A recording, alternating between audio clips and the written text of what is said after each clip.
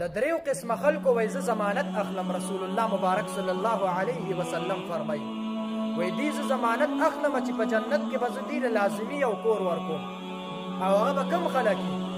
هغه دا خلک وي اول نمبر به هغه خلک وي څوک چې په حق باندې یو بیا هم جګړه پرېږدي. نو دغه کس وایي رسول الله مبارک صلی الله علیه وسلم فرمایي چې د ده زه ضمانت اخلم چې دله به زه په جنت کې کور ورکوم.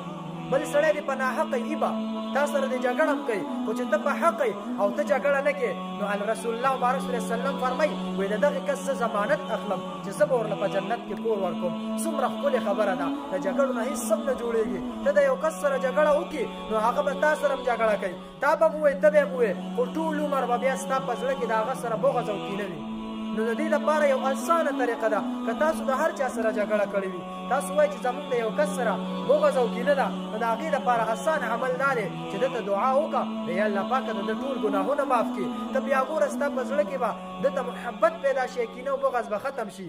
نو چې ته په حقه مې نو جګړه مه کوه. رسول الله مبارک صلی الله علیه وسلم فرمایي وایي زه د ده ضمانت اخلم چې په جنت کې به ورله کور ورکوم.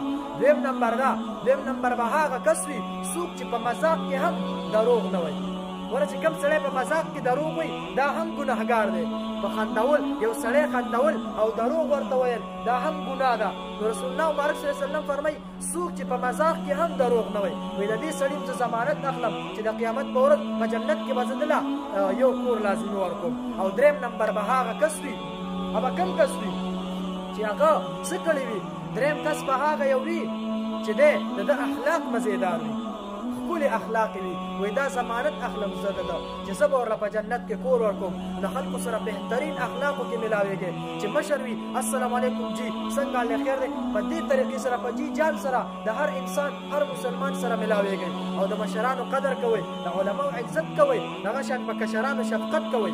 رسول الله مبارک صلی الله علیه وسلم فرمایي څوک چې د علماو قدر نه کوي د کشرانو باندې شفقت نه کوي او د مشرانو عزت نه کوي وایي دا زموږ د امت نه دی یعنې زموږ نه دی.